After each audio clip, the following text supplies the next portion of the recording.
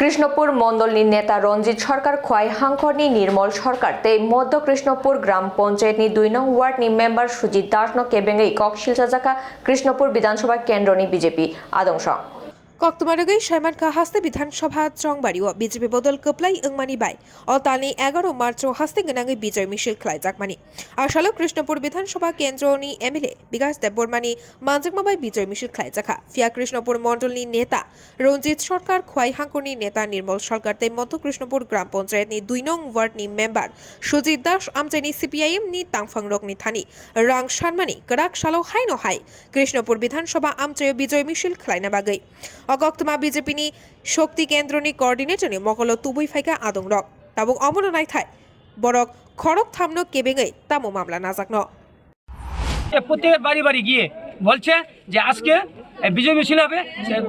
অনেকে বলছে দেখ বিজয় মিছিল আমরা করেছি বিগত 11 তারিখ কইছে না, সেদিন বিকাশবাবু এসেছিল নি তোমাদের যে যাকে ভোট দিয়ে ফাঁস করেছে উনি এসেছিল, কোনো আসে নাই বলে উনি না আসলে পঞ্চায়েত প্রধান আসে নাই, নির্মলবাবু তারা আসেন।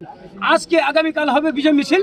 এখানে বিকাশবাবু থাকবে, আমাদের মন্ত্রী যে বিধায়ক আমাদের এখানের যে বিজয়ী প্রার্থী, এবং এখানে 27 বিধানসভার পিনাকি দাস থাকবে, 28 বিধানসভার কল্যাণে থাকবে। এইভাবে মিথ্যা প্রচার দিয়ে মানুষকে জমায়েত করার চেষ্টা করছে।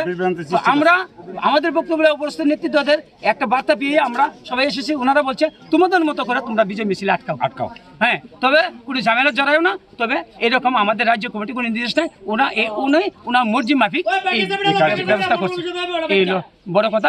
কত নম্বর বুথে এটা 17 নম্বর বুথ।